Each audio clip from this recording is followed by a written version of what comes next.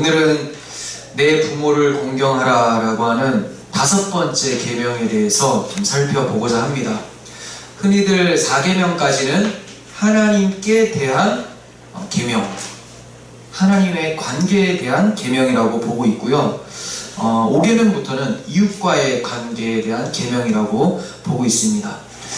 여기에 대해서 크게 반발하지는 않지만 저는 조금 관점이 다릅니다. 저는 5계명이 4계명까지와 그리고 6계명부터를 자연스럽게 연결해주는 다리 역할을 한다고 보고 있습니다. 즉 5계명이 단지 이웃과의 관계뿐만이 아니라 그 육신의 부모뿐만이 아니라 하나님과의 관계를 동시에 표현해주고 있는 영적인 우리 영혼의 아버지 하나님을 함께 표현해주면서 육신의 아버지를 넘어가는, 그러니까 하나님과의 관계와 이웃과의 관계를 자연스럽게 연결해주는 다리로 보고 있어요. 이렇게 보는 신학자로는 칼빈주의 신학자 중에 일본의 이제 나이가 많으신 목사님인데 와타나베 노부라는 목사님이 이런 관점을 지지를 하고 있고, 그 외에도 이제 다수의 신학자들이 지지를 하고 있는 것으로 알고 있습니다. 그렇다면 왜 5계명은 앞과 뒤를 연결하는 내용을 담고 있을까요? 좀 전에 말씀드렸다시피 부모이신 하나님, 또 육신의 부모이신 정말 이 땅에 우리를 낳아주신, 길러주신 부모님을 함께 가리키고 있기 때문에 그렇습니다. 하나님께서는 이 세상의 관계들을 통해서 하나님과 교회와의 관계를 나타내시고자 한다는 것을 여러 차례 말씀을 드렸습니다. 그러니까 모든 피조물이 그냥 지어진 게 아니죠. 하나님의 영광스러움과 하나님의 뜻을 그림자처럼 보여주기 위해서 피조물들이 다 그 자리에 있는 거예요. 예를 들면 사도 바울이 남편들아 아내들아 라고 권면을 할 때 마지막에는 나는 너희에게 예수와 교회와의 관계를 말을 하는 것이다 라고 얘기를 하잖아요. 이와 같이 하나님께서는 세상에 있는 관계들을 통해서 하나님과 교회와의 관계도 설명하고 계신다는 거죠. 로마서 1장 20절에는 이런 말씀이 있습니다. 창세로부터 그의 보이지 아니하는 것들, 곧 그의 영원하신 능력과 신성이, 그러니까 하나님의 영광이 그가 만드신 만물에 분명히 보여 알려졌느니 그러므로 그들이 핑계하지 못할지니라.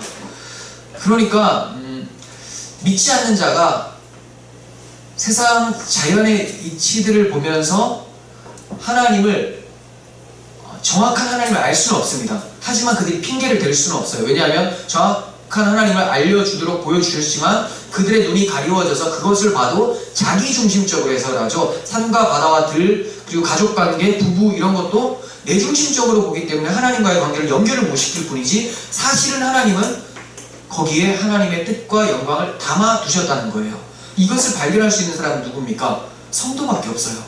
특별 계신 성경을 통해서 하나님을 알고 하나님을 알게 되니까 세상의 모든 자연 만물들, 피조물들이 하나님과 교회와의 관계를 이야기하고 있구나를 그제서야 발견하게 되죠. 그러므로 하나님께서는 부모와 자녀의 관계를 통해서 아버지 하나님과 그의 아들인 그리스도의 관계를 나타내심과 동시에 그 아들을 통하여 아들로 편입된 교회의 이야기도 말씀하고 계시는 거예요. 이해가 되십니까? 다시 말씀드리면 부모와 자녀와의 관계를 통해서, 우리 육신의 부모와 자녀와의 관계를 통해서 하나님 아버지와 그 아들 예수 그리스도의 관계를 설명하시고, 동시에 어디까지 가느냐, 그 아들을 통해서 아들이 되어지는 교회와의 관계까지도 얘기를 하고 계신다는 거죠. 그럴 때 우리는 추상적인 부모 공경과 율법주의에서 벗어나서 구체적으로 또 실질적으로 부모 공경에 대해서 알게 되고 하나님의 사랑이 이끌어가는 효도를 할 수 있게 되는 거예요. 이러한 관점을 가지고 말씀을 보도록 하겠습니다. 세상 사람들은 기독교를 가리켜서 효가 없는 종교다 이렇게 얘기를 많이 하죠. 왜 그럴까요? 제사 안 지내. 그렇죠. 제사 때문에 그래요. 제사를 안 지내서 그렇다. 그럼 되게 웃긴 게, 제사를 안 지내면 효를 안 하는 거다라는 기준을 누가 정했습니까? 자기들이 정한 거예요. 인간들이 정한 거예요. 왜 그렇게 제사에 목을 맬까요? 지난번에 말씀드렸지만 자신들이 부모 생전에 효도를 못했으니까 후회가 되는 거예요. 그래서 만회할 기회가 좀 있었으면 하는 바람으로 제사 제도를 만드는 거죠. 그러면서 죽은 영혼이 여전히 이 세상에 존재한다고 스스로 여기면서 위로를 삼으려고 하는 것, 이게 이제 제사로 나타나는 거예요. 근데 더 악한 사람들도 있어요. 악한 의도. 이거는 이제 자기가 부유한 것을 만회하려고 하는 거고, 더 악한 의도는 여기서 조금 더 나아가는 건데, 제사를 지내지 않으면 부모의 영혼이 아들의 앞길을 막고 방해를 입히지 않을까 해서 제사로서 퉁치려고 하는 거죠. 달래는 거예요. 그러면 이거는 두 번의 죄예요. 뭡니까? 우상숭배의 죄와 동시에 부모님의 마음을 자기 수준으로 끌어내리는 거죠. 자식들은 부모의 마음을 잘 몰라요.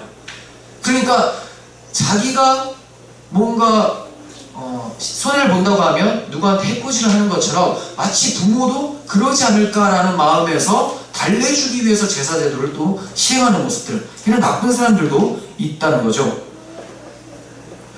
이러한 자기 나름의 기준을 세우고 이렇게 하지 않으면 불효라고 하는 것이 얼마나 우스운 노릇입니까? 그러니까 인간들은 자신들이 불효를 했기 때문에 제사제도를 만들어 놓고 제사를 하지 않으면 너희들 불효하는 거야 라고 정죄를 하게 된다는 거죠.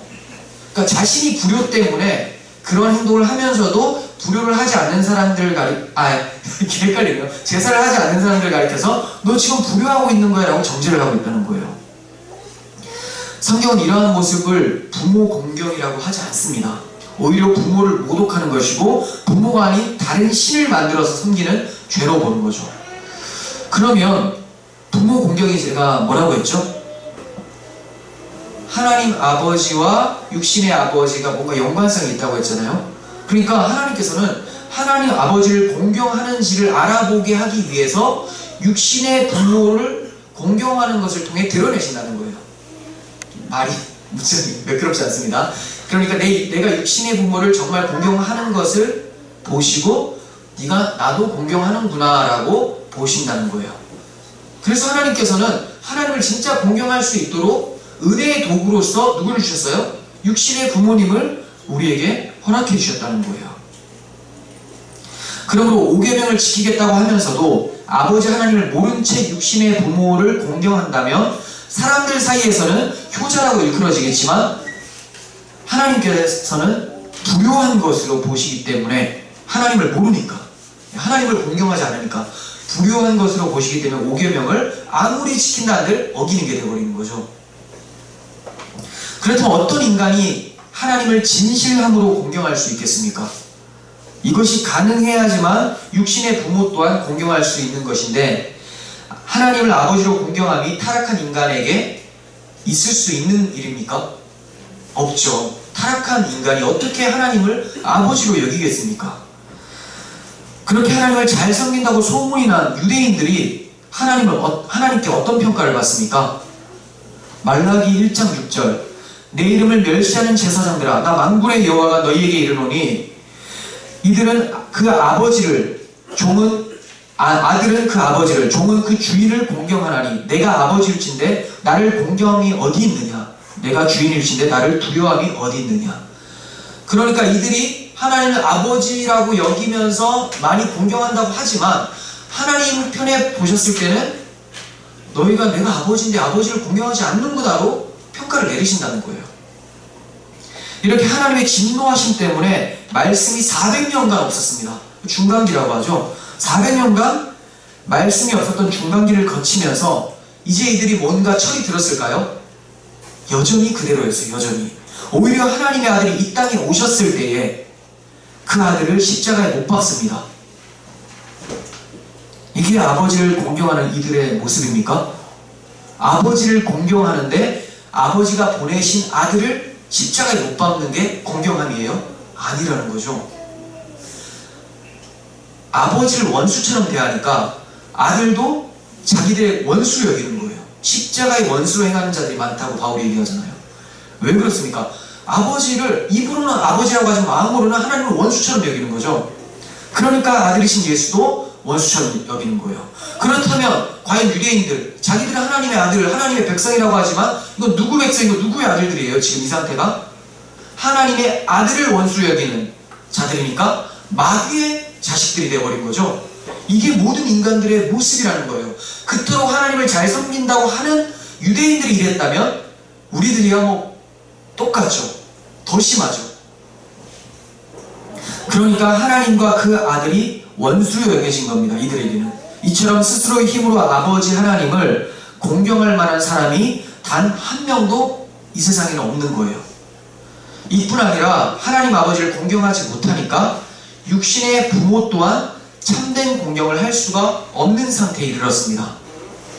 하나님을 공경하지 않았던 자들이 어떤 식으로 육신의 부모도 공경하지 않았는지를 신약의 사례를 통해서 말씀을 드리겠습니다. 먼저 성경의 사례를 통해서 말씀을 드릴게요. 이사야 29장 13절 봅니다. 주께서 이르시되 이 백성이 입으로는 나를 가까이하며 입술로는 나를 공경하나 그들의 마음은 내게서 멀리 떠난다니 그들이 나를 경외함은 사람의 계명으로 가르침을 받았을 뿐이라. 자, 왜 그들이 입술로는 가까이 하지만 입술로는 공경을 하지만 마음으로는 하나님을 멀게 여기면서 공경하지 않는다고 합니까? 가르침을 잘못 받았어요.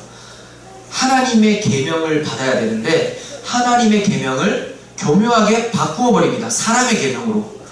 이스라엘 백성들이 얼마나 자녀교육을 열심히 했습니까? 길을 갈 때든지 집에 있을 때든지 앉았을 때든지 누웠을 때든지 항상 손목과 이마에 매게 하고 말씀을 암송하게 해서 가르쳤어요. 그런데 뚜껑을 열어보니까 이들의 입술에는 하나님이라고 부르지만 마음은 하나님이 너무 멀리 있었다는 거죠.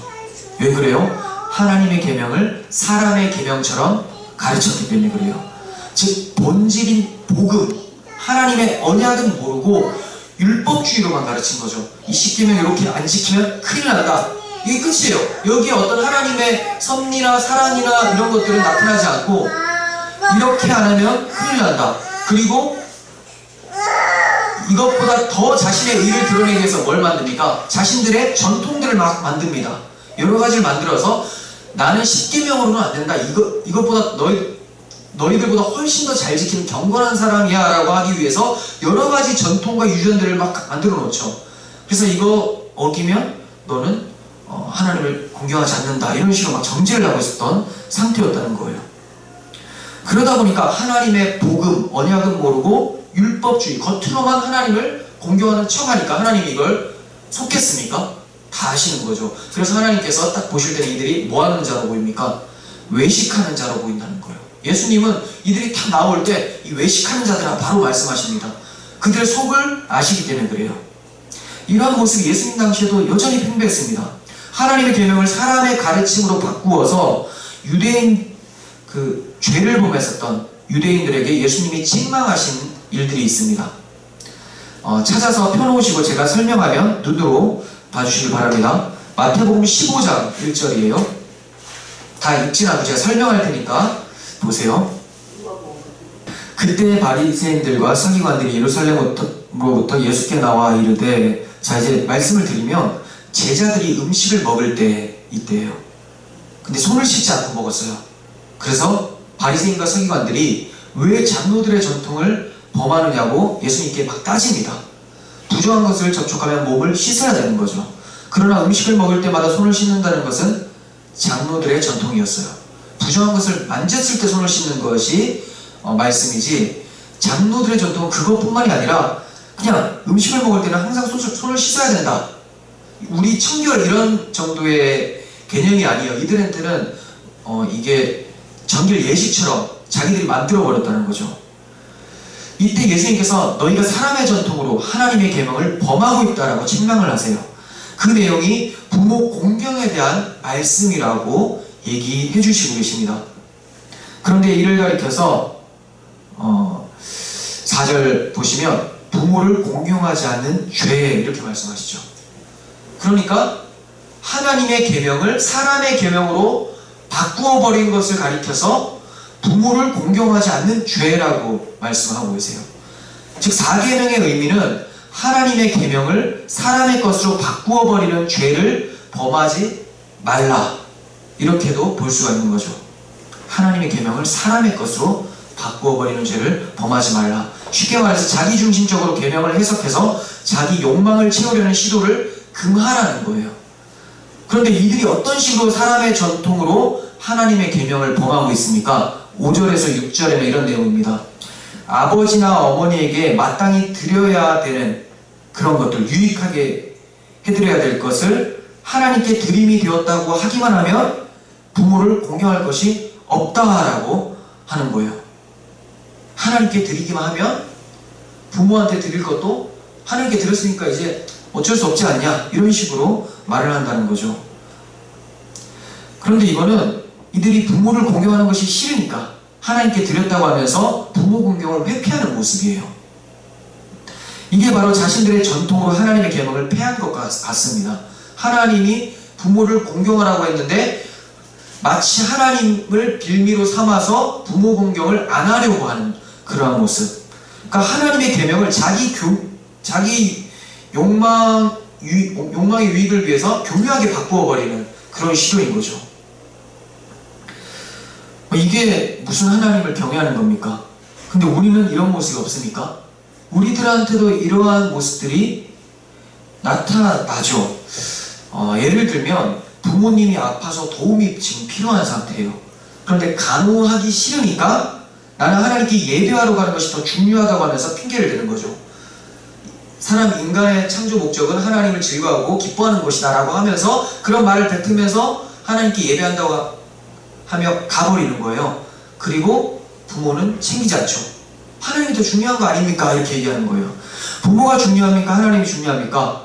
물론 하나님이 중요한데 지금 이런 식으로는 하나님을 중요히 여기는 게 아니라는 거죠. 또 있습니다. 부모님이 지금 열쇠를 두고 나오셔서 지금 집에 못 들어가게 생긴 거예요. 그래서 전화를 해서 지금 어디 있냐?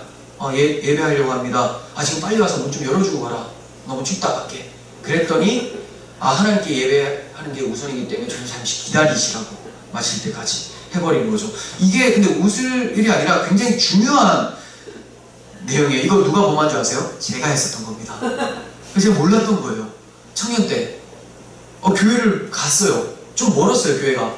저희 집은 그때 면목동이었는데 제가 명성교회를 갔었거든요. 명일동. 전화 왔어요. 빨리 왔으면 좋겠다. 좀 추웠어요. 근데 그때 화가 막 났어요. 염려가 아니라 예배를 방해하고 계신다. 이게 얼마나 잘못 알고 있는 거예요. 뭐가 하나님을 위하는 건지를 모르고 자기중심적 내 어떤 감정의 기쁨을 채우기 위해서 이걸 포기하지 않는 것이 마치 하나님을 위하는 것처럼 말을 했었던 거죠. 너무나 어리석고 부족한 모습. 그래서 제가 이걸 찔리는 마음으로 예화로 넣은 거예요. 이런 모습들이 있습니다. 다 생각해보세요. 이거 말고 변형된 것들이 여러 개가 있을 겁니다. 이것이 바로 사람의 전통으로, 다시 말해서 자기중심적 법을 만들어서 하나님의 법, 진짜 하나님의 의미를, 말씀의 의미를 폐하는 거죠. 예수님은 이러한 거짓된 믿음을 외식이라고 말씀하셨어요. 그래서 7절에서 9절 사이에 이런 말씀이 있죠. 외식하는 자들아, 이스라엘과 너희에 관하여 잘 예언하였도다. 이 백성이 입술로는 나를 공경하되 마음은 내게서 멀다 라고 합니다. 입술로는 내게 공경하되 마음으로는 멀다. 입술로는 하나님을 섬기기 위하여 부모님에게 드릴 것을 드리지 못하였다고 말만 하면 된다고 가르치는 거죠. 나는 하나님을 공경해. 부모님한테 드릴 게 있으니까 이거 주기 싫은 거예요. 나 하나님 앞에 드리는 걸로 퉁치겠다. 그럼 부모가 하나님께 드린다니까 뭐라고 얘기하겠어요. 다 하나님 믿는 사람들인데, 유대인들. 그럼 말을 못하는 거예요. 이걸 가리켜서 고르반 사상이라고 합니다. 고르반. 이건 이제 마가복음 7장 11절에 나오는데 한번 봅니다. 병행 구절이에요. 같은 내용입니다. 너희는 이르되 사람이 아버지에게나 어머니에게나 말하기를 내가 드려 유익하게 할 것이 고르반 곧 하나님께 드림이 되었다고 하기만 하면 그만이라 하고 자기 아버지나 어머니에게 다시 아무것도 하여 드리기를 허락하지 아니하여 너희가 전한 전통으로 하나님의 말씀을 폐하며 또 이 같은 일을 많이 행하느니라. 이게 고르반 사상이에요. 그런데 이들이 예를 들어서 부모님에게 용돈을 드려야 되는 의무가 있어요. 너무 힘이 없고 이제 생계 스스로 할 수 있는 여력이 안 되니까 드려야 되는데 뭐라고 합니까? 나는 하나님께 드려야 된다 라고 하면서 부모님이 뭐라고 해요? 하나님 섬기니까 그래 하겠죠? 그래놓고 하나님을 갖다 드리는 것도 아니에요. 그것도 잘못됐는데 그것도 아니고 자기 유익을 위해서 그냥 씁니다. 하나님도 팔아먹고 부모님도 공경하지 않고 결국은 하나님을 공경하지 않으니까 부모를 그런 식으로 대하게 되는 것이고 다 연결이 되어 있다는 거예요. 이게 고로한 사상이에요. 그런데 이들만 그렇습니까? 입술로만 공경하고 마음이 먼 사람들이 이들만 그렇습니까? 우리들 이런 모습이 없습니까? 하나님은 이런 우리들 원수 마귀의 아들들을 다 멸하실 수 있는 분이세요. 그것이 하나님의 공의가 맞습니다. 하지만 그렇게 하지 않으시고 아들을 우리에게 내어주심으로써 이 원수된 자들을 아들 삼아 주신다는 거예요. 우리는 하나님을 공경하지 못하는 불교뿐만이 아니라 원수 마귀의 자식들이었는데 자기 아들을 내어주심으로써 이 원수 마귀의 자식들을 하나님의 아들들로 편입시켜 주시고 계신다는 거예요. 그리고 부모 공경이 무엇인지 그분의 말씀과 삶을 통해서 예수님께서는 보여주세요. 자신이 이 땅에 오셔서 자신만이 하나님을 공경하실 수 있는 진짜 참된 아들인데 자신의 말씀과 삶을 통해 이것이 바로 하나님 아버지를 공경하는 것이다 를 보여주셨다는 겁니다. 먼저 예수님이 하나님을 어떻게 공경하셨는지 보겠습니다. 요한복음 6장 38절이에요. 내가 하늘에서 내려온 것은 내 뜻을 행하려 함이 아니요 나를 보내신 이의 뜻을 행하려 함이라. 아버지의 뜻대로 행하죠. 아버지의 뜻대로. 그러니까 아들로서 아버지를 공경하는 거예요. 요한복음 8장 29절 나를 보내신 이가 나와 함께 하시도다. 나는 항상 그가 기뻐하신 일을 행하도록 나를 혼자 두지 아니하셨다. 항상 그가 기뻐하는 일을 아들이 하고 있대요. 요한복음 8장 49절 예수께서 대답하시되 나는 귀신 들린 것이 아니라 오직 내 아버지를 공경함이거늘 너희가 나를 무시하는도다. 예수님은 항상 아버지를 공경하셨어요. 그러니까 예수님의 삶을 통해 말씀을 통해 증거되는 게 뭡니까? 아버지 공경은 이런 거야. 너희들은 아무도 공경하지 않고 있었어. 이걸 보여주고 계셨죠. 아버지께서 기뻐하시는 일을 항상 행하셨다고 하는데 그게 뭘까요? 무슨 일일까요? 바로 십자가 대속이에요. 예수님은 힘이 없어 인간들에게 죽임을 당하신 것이 아니라 스스로 목숨을 버리셨죠. 그 이유가 뭡니까? 아버지께 순종하기 위해서, 아버지의 뜻대로 행하기 위해서. 요한복음 10장 17절 보시면 내가 내 목숨을 버리는 것은 그것을 내가 다시 얻기 위함이니 이로 말미암아 아버지께서 나를 사랑하시느니라. 이를 내게서 빼앗는 자가 있는 것이 아니라 내가 스스로 버리노라. 나는 버릴 권세도 있고 다시 얻을 권세도 있으니 이 계명은 내 아버지에게서 받았노라 하시니라. 이 계명이 뭡니까? 십자가에서 죽으심으로 그 죄인된 자들을 아들 삼아 주시는 하나님의 구원이죠. 하나님의 선하신 뜻. 이것을 받았기 때문에 죽기까지 그 말씀에 순종하신 거예요. 죽기까지 따르셨다는 거죠. 그러므로 부모 공경의 절정이 무엇입니까? 예수 그리스도의 십자가 사건이라는 겁니다. 그런데 이렇게 반문할 수 있어요. 그렇게 하면 하나님 아버지는 공경한 것으로 내가 인정을 할 수 있겠는데 어머니 마리아를 두고 죽는다면 그건 어머니한테는 불효 아닙니까? 라고 할 수가 있겠죠. 그러면 하나님은 공경한 것이 되고 육신의 부모를 공경한 것은 안 되는 거 아닙니까? 네, 충분히 그렇게 말할 수가 있지만 어머니 마리아가 그토록 바랬었던 참된 위로와 평안을 어떻게 얻게 된 줄 아세요? 예수 그리스도의 십자가 대속으로 얻게 돼요. 마리아가. 그거는 마리아가 예수 그리스도라고 하는 아기 예수를 잉태하고 났을 때 그의 찬송, 그의 바램을 통해서 마리아가 정말 원했던 것이 무엇인지를 우리가 확인할 수가 있어요. 누가복음 1장 46절인데 마리아의 소원이 무엇인지 봅니다. 마리아가 이르되 내 영혼이 주를 찬양하며 내 마음이 하나님 내 구주를 기뻐하였음은 그의 여종의 비천함을 돌보셨음이라. 보라 이제 후로는 만세 나를 복있다 일컬으리로다. 능하신 이가 큰 일을 내게 행하셨으니 그 이름이 거룩하시며 긍휼하심이 두려운 자에게 대대로 이르도다. 그의 팔로 힘을 보이사 마음의 생각이 교만한 자를 흩으셨고 권세 있는 자를 위하여 내리치셨으며 비천한 자를 높이셨고 줄이는 자를 좋은 것으로 배불리셨으며 부자는 빈손으로 보내셨도다. 그 종 이스라엘을 도우사 긍휼히 여기시고 기억하시되 우리 조상에게 말씀하신 것과 같이 아브라함과 그의 자손에게 영원히 하시리로다 하니라. 이렇게 찬양했다는 것은 뭡니까? 예수님을 잉태했는데 이 예수가 자신의 구원자라는 것을 알고 찬양을 돌리는 거예요. 그의 위로, 그의 평안이 어디서 옵니까? 이 아들 예수 그리스도를 통해서. 그럼 아들이 메시아라는 것을 그 전에 알고 있었어요. 이제 언제부터입니까? 거의 그때죠. 성전에 혼자 남았을 때 12살 때. 그래서 아버지한테 어머니가 거기에 대해서 깊이 생각했었다고 성경에서 나오죠. 그냥 지나치지 않아요.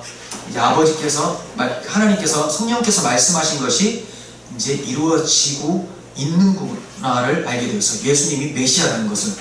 그 메시아께서 십자가에 죽으실 때 실패라고 볼까요, 마리아가? 그렇지 않아요. 마음은 찢어져요. 육신의 아들이 죽으니까. 하지만 이것이 모든 하나님의 의를 이루는 것이라는 것을 마리아는 알고 있어요.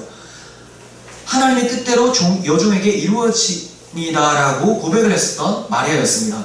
그렇다면 예수님은 그토록 어머니 마리아가 소원했던 것을 십자가를 통해서 이루어 주신 것이 되는 거죠. 그게 바로 부모 공경이에요. 그리고 죽은 것으로 끝나는 것이 아닙니다. 예수님은 다시 살아나심으로 어머니 마리아에게 기쁨이 되어주시고, 그것뿐만이 아니라 십자가에서는 어떻게 합니까? 자기가 십자가에서 죽으시니까 제자 요한에게 내 어머니다 라고 하면서 보살피도록 권면까지 해주신다는 거죠. 자기 어머니에 대한 사랑이, 공경함이 죽기까지 있다는 거예요. 그리고 마지막 날에는 다시 오셔서 그 어머니 마리아를 영원히 영접하여서 늘 함께 있는 상태로 만들어내시는 공경함을 십자가에서 이루셨다는 거예요. 이런 참된 부모 공경을 유일하게 하신 예수님께서 우리 또한 그 공경에 참여할 수 있도록 하셨어요. 십자가와 부활, 그리고 성령의 오심으로 자신과 연합되게 하심으로 하나님을 아버지로 인식하게 하셨고, 아들이신 그리스도의 마음으로 아버지를 섬길 수 있도록 만들어내신 거죠. 불효자는 옵니다라는 노래 제목과 같이 우리 같은 불효자가 애통하며 울어야 되는데, 예수님께서 겟세마네에서 말할 수 없는 심한 통곡과 눈물로 우리를 위해 간구하심으로 우리가 지금 하나님 아버지를 공경할 수 있게 만드신 거라는 거예요. 여러분, 하나님 아버지를 어떻게 공경하고 계십니까? 하나님 아버지를 공경을 해야 되는데 어떤 식으로 공경하시는 거예요? 눈에 안 보이는데. 하나님께서 그 방법을 이렇게 말씀하세요. 너희 육신의 공경함으로 나를 공경하라. 이게 5계명의 의미입니다. 어떻게 육신의 부모를 공경하시겠습니까? 몇 가지 방법을 말씀을 드리겠습니다. 이보다 더 풍성하게 많지만 몇 가지만 말씀드리면, 첫 번째, 하나님께서 부모님을 자신의 대리자로서 우리에게 부모가 되게 하셨으니 우리는 마땅히 예의 바른 말과 행동으로 공경해야 돼요. 예의 바른 말과 행동. 요셉은 총리였습니다. 그의 아버지는 가난한 피난민이었어요. 애굽으로 왔을 때. 하지만 요셉은 어떻게 합니까? 그 아버지 앞에 무릎 꿇고 엎드려서 그 아버지가 마치 총리인 것처럼 극진히 대접을 하죠. 노년에는 자기가 모든 것을 책임지겠다고까지 하면서 보살핍니다. 이러한 모습이 요셉에게, 굉장히 요셉의 말과 행동을 보면 아버지에 대한 공경함이 있었다는 것을 우리는 발견하게 되죠. 이게 바로 하나님의 은총을 입은 자의 모습이에요. 요셉이 늘 하나님과 함께 하심으로, 하나님이 요셉을 늘 함께 하심으로 요셉이 늘 형통했다라고 한 것처럼 형통한 자의 삶이 바로 부모 공경으로 나타난다는 거죠. 두 번째, 부모의 권고를 경청을 하고 부모의 명령을 따르는 모습으로 공경해야 됩니다. 권고를 경청하고 명령을 따르는 것. 물론 부모의 권고와 명령이 하나님의 대리자잖아요. 그런데 하나님의 뜻을 벗어나게 한다면 순종할 이유는 없어요. 하나님의 명령, 하나님의 뜻과 일치가 되는 선에서 부모님이 권면하고 명령할 수 있습니다. 그때는 순종해야 돼요. 이것이 바로 하나님께 순종하는 것이 되기 때문에 그래요. 예를 들면 부모님이 자식이 불신자와 결혼하려고 하는데 반대를 합니다. 그럼 어떻게 해야 됩니까? 하면 안 되죠. 왜요? 아버지 뜻과 일치가 되기 때문에. 내 결혼은 내 마음이에요 라고 한다면 그거는 어머니도 무시함과 동시에 하나님 아버지도 무시하게 되는 거예요. 또 술 마시는 것을 금하라고 하시면 금해야 되죠. 왜 그렇습니까? 뭐 어떤 사람들은 술 마시지 말라가 성경에 없다고 보는데 구약 성경에는 이런 의미를 담은 내용들이 많이 있습니다. 물론 어떨 때는 포도주를 마시라는 내용도 있어요. 근데 그건 약이나 치료의 효과로서 주로 그렇게 말을 하는 거지, 어떤 식으로 표현합니까? 잠언 20장 1절 보시면 포도주는 거만하게 하는 것이요 독주는 떠들게 하는 것이라 이에 미혹되는 자마다 지혜가 없느니라. 여기 미혹되면 안 된다는 거죠. 그리고 잠언 23장 31절 포도주는 붉고 잔에서 번쩍이며 순하게 내려가나니, 그러니까 쥐도새도 모르게 너를 잡아먹는다 이런 거예요. 너는 그것을 보지도 말지어다. 네, 경고를 했어요. 하지 마라. 그 아버지께서 너 이런 거 마시지 마라. 근데 이건 그냥 건강을 위해서 뿐만이 아니에요. 하나님을 경외하는 데 있어서 이게 방해가 된다 라고 할 때는 순종해야 되는 거예요. 순종. 이런 부분. 하지만 얼토당토 안 하고 하나님의 뜻과 반대되는 것을 얘기할 때는 그러면 하나님 아버지의 말씀에 순종하는 것이 맞습니다. 하지만 그러니까 부모님이 기독교인이고 신실하신 크리스찬으로서 하나님을 경외하는 자라면 순종하기가 너무 좋죠. 순종해야 될 이유가 너무나 타당한 거예요. 그가 하나님을 경외한다면. 그런데 불신자 부모를 두었을 때는 이제 마찰이 많겠죠. 하지만 하나님께서 허락하신 권위가 있기 때문에 하나님의 뜻과 대치되지 않는 선에서는 반드시 순종으로서 우리의 공경함을 나타내 보여야 된다는 거예요. 또 세 번째는 부모의 결핍을 해소시켜드림으로써 공경해야 됩니다. 쉽게 말해서 부모님이 돈이 없고 여러모로 부족할 때는 그 부족함을 채워드려야 된다는 거예요. 요셉은 노년의 아버지를 소중히 모셨었죠. 하지만 이는 스스로 자랑할 것이 못됩니다. 자기가 아버지한테 이 정도로 내가 대접을 했습니다 라고 요셉이 자랑한다면 그는 뭘 모르는 거예요? 아버지께서 자기를 얼마나 어렸을 때 극진히 보살폈는지에 대해서 망각했기 때문에 자기가 한 것을 얘기하게 되는 거죠. 우리가 아무리 부모님에게 잘해봤자 부모님이 우리에게 한 것에 수천 수만 분의 1도 못한다는 것을 알고 있어야 돼요. 우리가 부모님께서 나이가 들고 편찮으시고도 치매가 걸리시고 거동이 불편할 때 업어드릴 수도 있습니다. 그 한 수백 번 업어드렸다고 봅시다. 그래서 나는 그래도 부모님 이렇게 많이 업어드리는데 아버지 좀 내 힘든 걸 좀 아세요. 이렇게 할 수 있는 게 아니라는 거예요. 왜냐하면 부모님이 우리를 수백 번만 업었겠습니까? 수천 수만 번, 아니 셀 수 없이 뭐 업어달라면 계속 업었죠. 여기에 대한 마땅한 반응인 거예요. 그러니까 우리는 무언가를 열심히 해놓고도 부모님을 잘 섬겨놓고도 더 섬기지 못한 것에 대해서 가슴을 쳐야 되는 것이 아들의 입장인데, 근데 이것을 안다면 참 아들은 이걸 잘 모르죠. 부모가 됐을 때 그제서야 이것을 가늠을 할 수 있게 되죠. 어린 황새들은 하나님이 창조하신 본능대로 늙은 황새들이 나이로 인하여 날 수가 없을 때 그들에게 먹이를 날라다 준다고 합니다. 하나님이 황새에게도 본능적으로 그렇게 만드셨어요. 자기 부모인 황새들이 아무것도 할 수 없으면 가서 먹이를 먹여다 준다고 합니다. 부모들은 자녀들에게 떡을 주었는데 얼마나 많은 자녀들이 떡을 달라는 부모에게 돌을 주고 있습니까? 말세가 될수록 점점 더 심해질 거예요.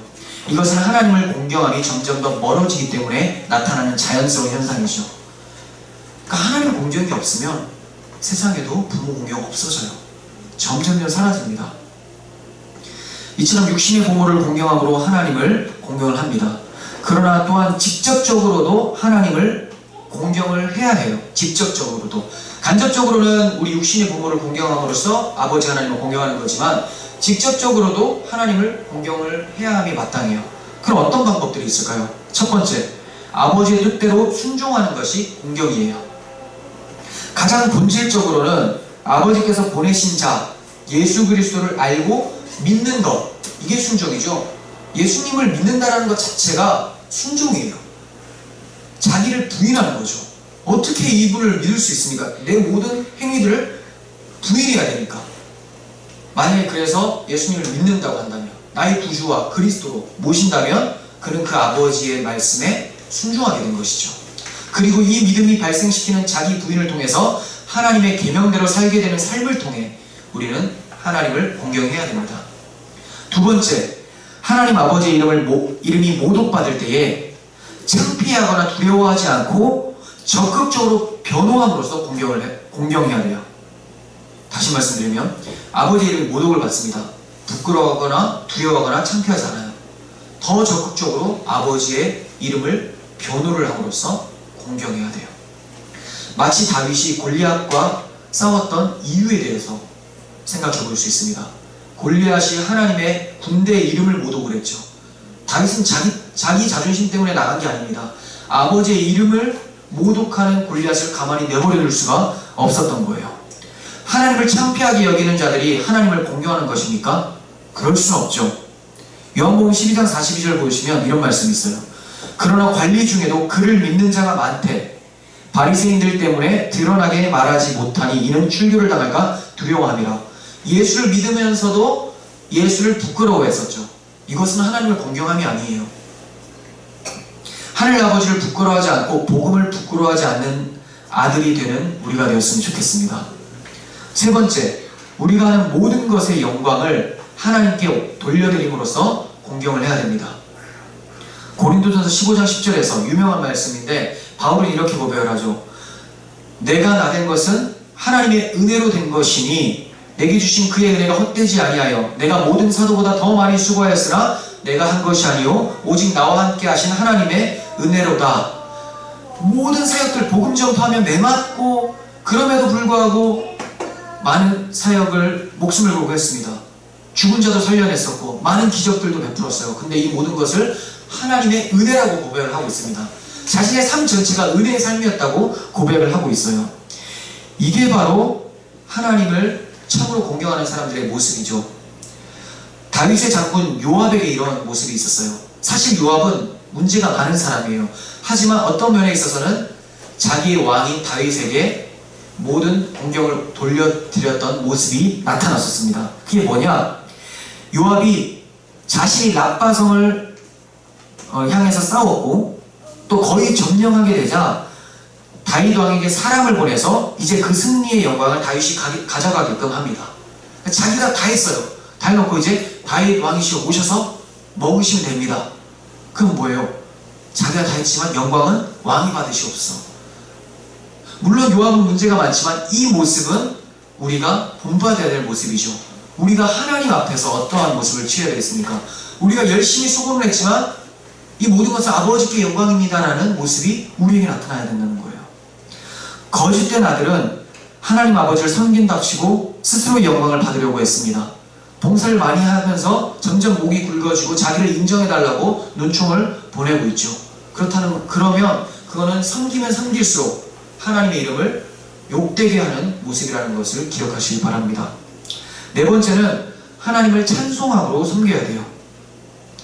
시편 71편 8절에서 주를 찬송함과 주께 영광 돌림이 종일토록 내 입에 가득하리이다 라고 합니다. 주님을 찬송함과 영광 돌림이 종일토록 내 입에 가득하리이다. 여러분들 입술에는 종일토록 무엇이 가득합니까? 불평, 원망, 욕, 비난 이런 것들이 가득하다면 주님을 공경하는 것이 아니겠죠. 주를 찬송함과 주께 영광 돌림이 종일토록 내 입에 가득했으면 좋겠어요. 그 찬송 제가 되게 좋아합니다. 그 만입이 내게 있으면 그 입 따가지고 내 구주 주시는 종을 늘 찬송하겠네. 얼마나 은혜로운지. 한 입으로는 부족하다는 거예요. 그럼 만입이 있으면 그걸로 족하냐? 그것도 부족하지만 주시면 주시는 대로 그 입으로 다 주님을 찬송하겠습니다. 이것이 바로 아버지를 진정으로 공경하는 모습이죠. 자, 끝으로 살펴볼 것은 여호와가 주신 땅에서 생명이 길게 된다는 것과 부모를 공경함이 연결되어 있죠. 오늘 말씀은. 부모를 공경하면 여호와께서 주신 땅에서 생명이 길게 될 것이다 라고 하는데 이게 어떤 관계가 있을까요? 왜 굳이 땅을 얘기를 하실까? 부모 공경과 땅을 그리고 생명을 얘기를 하실까? 사람들이 이렇게 많이 생각하죠. 부모를 공경하면 이 멸망할 세상에서 길이길이 영원토록 오랫동안 장수할 것이다. 근데 이 세상이 멸망할 세상이라는 것을 자주 간과해요. 이 멸망할 세상에서 길이길이 영원히 산다는 것 자체가 그게 복음입니까? 아니잖아요. 이 땅에서 길게 사는 게 장수가 아닌데 구약성에서는 그렇게 오래 사는 것을 장수, 그게 복이라고 많이 얘기를 하거든요. 그거는 자주 설명하지만 그건 이 땅의 것으로 표현을 한 것이지 영원한 하나님 나라의 삶을 표현한 것이지 정말로 현세에서 길게 사는 것이 하나님의 복을 받은 것이라고 할 수 없다는 거예요.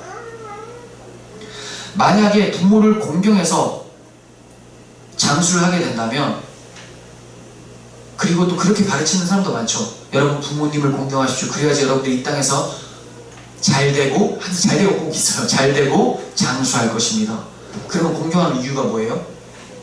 잘되고 장수하기 위해서, 이 멸망할 세상에서 조금 더 오래 살기 위해서, 육신의 욕망을 가득 채우기 위해서 부모를 공경하는 거니까 이거는 부모 공경이 아닌 게 되죠.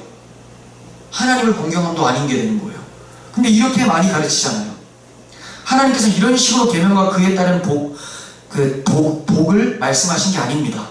여기서 땅이라고 할 때는 어떤 땅을 말하는 거예요? 유대인들이 받는 땅이죠. 지금 우리 한국 땅에서 잘 사는 게 아닙니다. 유대인들 땅. 그 유대인들 땅은 무슨 땅입니까? 가나안 땅이라고요. 가나안 땅. 이 가나안 땅이 어떻게 주어지는지를 생각해 보십시다. 출애굽해서 가나안 땅에 들어가게 돼요. 근데 그냥 들어갑니까? 출애굽할 때 어린 양의 피가 흘려지고 가나안 땅이 주어지죠. 근데 이것은 예표입니다. 우리에게 적용하면 궁극적으로는 아들의 희생을 통해서 주어진 천국에서의 영생, 그죠? 천국에서의 긴 삶을 얘기를 하는 거죠. 그래서 가나안 땅이 주어진 거고, 그러니까 너희가 내가 준 땅에서 생명이 길리라라고 하는 것은 뭐예요? 앞으로 천국에서 우리가 영생이 있게 될 것이다. 무엇을 통해? 아들의 희생을 통해. 이것을 가리키기 위해서 말씀하시는 거예요. 그러므로 하나님을 참으로 공경하며 육신의 부모를 공경함이 드러나는 사람들은 천국에서의 영생을 상급으로 받습니다. 하지만 이 복된 말씀은 현세에서도 우리에게 상으로 찾아오고 있어요. 현세에서도. 그 땅인 천국이 현세에서는 어디가 될까요? 성도들의 마음이 되는 거죠. 하나님이 그리스도의 피로 사신 교회를 자기 것으로 삼으셨다는 것을 잊어서는 안 되죠. 다시 정리해 볼게요. 출애굽할 때 어린 양의 피로 가나안 땅을 받았습니다. 우리는 결국에 하나님 나라 천국을 받게 되는데, 그 땅, 새 하늘과 새 땅, 이게 어떻게 받게 됩니까? 그리스도의 피로 받게 되죠. 그러면 현세에서는 아직 받지 못한 상태로 가는 것인가? 지금 부모를 공경하고 하나님을 공경함에도 우리는 그 땅에서 영원히 살지 못하는 것인가? 아니에요. 지금도 살 수 있습니다. 그리스도의 피로 마련된 땅이 어디입니까? 성도들의 마음. 그래서 거룩한 성전이라고 얘기를 하는 거죠. 여기서 생명이라는 단어는 용이라는 단어예요. 날이라는 거죠. 날. 너희의 날이 될 것이다. 이 용은 날이거든요. 그럼 무슨 말입니까? 너희의 날이라는 것은 아버지를 공경하는 그 마음으로 살아가는 그 날, 하나님의 날, 그 생명이 길다. 다시 말해 부모를 공경함으로써 우리 마음에 하나님의 날이 길게 될 것이다. 이렇게 말하는 거예요. 이 땅에서 여러분들이 하나님을 공경하고 부모를 공경하고 있다면 그 마음은 천국으로 계속 살아가고 있는 것이죠. 그게 쉬운데 억지로 하면 천국이 아니죠. 그러니까 부모 공경이 아닌 것이고, 네, 그렇게 되는 거예요. 우리가 참으로 하늘 아버지와 땅의 아버지를 공경할 수 있도록 만들어주신 하나님의 은혜를 생각하길 바랍니다. 그리고 그 아들이 십자가의 사랑을 통해서 우리에게 아들을 삼아주셨다는 것을 잊어서는 안 되고, 성령의 연합케 하심을 감사함으로써 부모를 참되게 공경하는 우리들이 되었으면 좋겠어요. 그리함으로써 5계명도 하나님의 은혜 가운데서 다 이룬 자로 이 땅을 살아가시는 여러분들이 되시기를 간절히 소원합니다. 기도하겠습니다. 거룩하신 하나님 아버지, 저희들은 저희들의 스스로의 힘으로 5계명, 하나님이라는 부모님, 육신의 부모님을 절대로 공경할 수 없는 처지에 있는 자였습니다. 하지만 하나님의 아들의 희생으로 그 아들의 공경함이 우리의 공경함이 되어서 이제 하나님을 참되게 섬기며 그 열매로 육신의 부모님을 공경할 수 있도록 해주신 것을 감사드립니다. 저희들의 모습이 자주자주 자기중심적으로 부모를 생각지 아니하고 우리들의 개인의 안위와 또 욕심을 위해 살 때가 많지만 그때마다 성령께서 질책해 주시고 다시 한번 눈을 들어 하나님을 바라보게 하시며 그 사랑으로 우리 부모님들을 사랑하며 섬길 수 있도록 도와주시옵소서. 예수님의 이름으로 기도합니다. 아멘.